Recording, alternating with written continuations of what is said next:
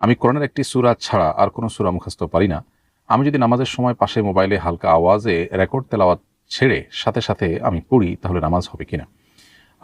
দর্শক, আপনার প্রশ্ন উত্তরে বলতে চাই, হানাফি ফকিহগণের মতে নামাজি ব্যক্তি, সালাতরত ব্যক্তি তার বাইরের কারোর কাছ থেকে কোনো প্রকার সহযোগিতা নিয়ে তেলাওয়াত করা বা বাইরের কারোটা শুনে শুনে তেলাওয়াত করা, এটা নিষিদ্ধ, এটা সালাতের জন্য অনুপযোগী, সালাতের সঙ্গে এটা যায় না। ফলে এরকম যদি আপনি করেন তাহলে হানাফি ফকিহদের মতো আপনার নামাজ ভঙ্গ হয়ে যাবে। আপনার শুধু একটি সূরা মুখস্থ থাকলে প্রয়োজন আপনি এই একটি সূরাই উভয় রাকাতে বা সবগুলো রাকাতে পড়বেন এবং দ্রুততম সময়ে আপনি এর সাথে আরও সূরা মুখস্থ করে নেবেন, কমপক্ষে দুটি, আর সম্ভব হলে যে কয়েকটি সম্ভব আপনি সূরা মুখস্থ করে নেবেন।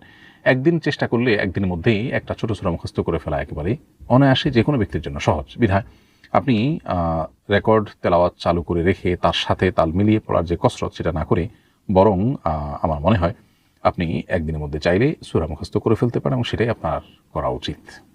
নামাজে দাঁড়ানোর পর অনেক সময় আমার সময় জ্ঞান থাকে না, নামাজের পর আবার জরুরি কাজও থাকে, তাই নামাজের মধ্যে সময়ের কথা মনে হলে আমি হাত ঘড়ির দিকে তাকিয়ে সময় দেখি, এতে কি নামাজ ভেঙে যাবে? নামাজ ভাঙবে না, কিন্তু এমনটি করা অনুচিত। কারণ সালাতের মধ্যে আপনি যখন ঘড়ির দিকে তাকাবেন তো অন্য মানুষ হলেন, সালাতের যে খুশু এবং খুজু যেটা মেনটেন করা সালাতের মাকবুল এবং গ্রহণযোগ্য হওয়ার জন্য অপরিহার্য, সেটার বরখেলাফ হবে। সেজন্য যথাসম্ভব ঘড়ির দিকে না তাকিয়ে আপনি আন্দাজ করে সালাত আদায় করবেন। একটু এদিক সেদিক হলে যদি তাতে সামান্য ক্ষতি হয়, সেটা আপনি সহ্য করবেন এবং সেটা মেনে নেবেন, এর মধ্যেই কল্যাণ থাকবে। আর যদি আপনি ঘড়ির তাকানো, ঘড়ির দিকে দেখে শুধু সময় কত হলো সেটা জেনে নিলেন, মুখে কিছু উচ্চারণ করলেন না, তাহলে আপনার নামাজ ভাঙবে না, বাট কোয়ালিটি একটু নষ্ট হলো বা একটু কমে গেল। এরপরে প্রশ্ন হলো, বাম হাতে তাসবিহ গণনা করা যাবে কিনা? বাম হাতে তাসবিহ গণনা করলে গুনাহ হবে না, তাসবিহর সওয়াব পাওয়া যাবে।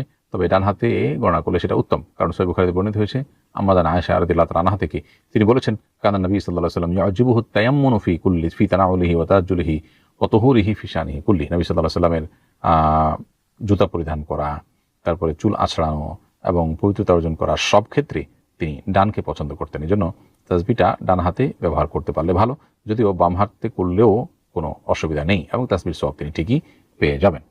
এরপরে প্রশ্ন হলো, আমি পেশাব ভর্তি শিশি নিয়ে ল্যাবে যাচ্ছিলাম, প্রতিমধ্যে জোহরের নামাজের সময় হয়ে যাওয়ায় আমি বোতলটি পকেটে রেখেই নামাজ পড়ে ফেলি, আমার নামাজ হয়েছে কিনা?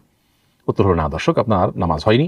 কারণ নামাজের জন্য শরীর এবং কাপড় এবং নামাজের জায়গাকে পাক রাখা, পবিত্র রাখা, এটা অবশ্য কর্তব্য। আপনি আপনার পকেটে যে পেশাব ভর্তি বোতল রেখেছেন, যেটি ল্যাবে পরীক্ষার জন্য নিচ্ছিলেন, এটা আপনার শরীরে আসলে ধারণ করেছেন। শরীরের ভেতরে যে পেশাব থাকে সেটা তো ভেতরে আছে, এটা কিন্তু ভেতরে থাকা পেশাব নয়। বোতলে থাকা পেশাব আপনি পকেটে নিয়ে যদি সালাত আদায় করেন, তাহলে সেক্ষেত্রে সেই সালাত বিশুদ্ধ হয়নি এবং এই সালাত আপনাকে পুনরায় আদায় করতে হবে। এবং পরবর্তীতে খেয়াল রাখতে হবে যে শিশিতে বা বোতলে কোনো স্যাম্পলের জন্য পেশাব থাকলে সেটা আলতো করে কোথাও রেখে তারপর আপনাকে সালাত আদায় করতে হবে। না হলে পবিত্রতার সাথে সালাত আদায় করবার যে নির্দেশনা, এটির ব্যর্থ হওয়ার কারণে সালাত হবে না এবং সেই সালাত যদি পড়ে থাকেন পুনরায় আপনাকে আদায় করতে হবে। এরপর প্রশ্ন হলো, রেস্টুরেন্টে খাবার খাওয়ার সময় সাধারণত আমাদের পায়ে জুতা থাকে। এক আলেমের কাছ থেকে শুনেছি খাওয়ার সময় জুতা পরিধান করা উচিত নয়, এ ব্যাপারে নাকি হাদিসে নিষেধাজ্ঞা আছে, এ ব্যাপারে জানতে চাই। জুতা পরিধান করে বা জুতা পায়ে রেখে খাবার খেতে কোনো নিষেধাজ্ঞা কোনো বিশুদ্ধ হাদিসে বর্ণিত হয়নি। অতএব আপনি জুতা পায়ে খাবার গ্রহণ করতে পারেন বা খাবার খাওয়ার সময় আপনার পায়ে জুতা পরিহিত থাকতে পারে। মুস্তাদরাকে হাকিমে এমন একটি হাদিস পাওয়া যায় আনাস রাদিয়াল্লাহু তাআলা আনহুর বরাতে। হাদিসটির ভাষ্য হলো, ইদা আকালতুম ফাখলাউ নিআলাকুম, তোমরা যখন খাবে তখন তোমাদের জুতা খুলে নিবে, ফাইন্নাহু আরওয়াহু লিআবদানিকুম, এটা তোমাদের শরীরের জন্য বেশি ভালো। তো এই হাদিস সম্পর্কে হাফেজ যাহাবী রাহমাতুল্লাহ আলাইহি বলেছেন, আহসিবুহু মাওদুআন, এটাকে আমি জাল হাদিস মনে করি। এই হাদিসকে কোনো আলিমই বিশুদ্ধ হাদিসের কাতারে শামিল করেননি। ফলে পায়ে জুতা রেখে বা পরিধান করে খাবার খেতে কোনো হাদিসে আসলে নিষেধাজ্ঞা বর্ণিত হয়নি।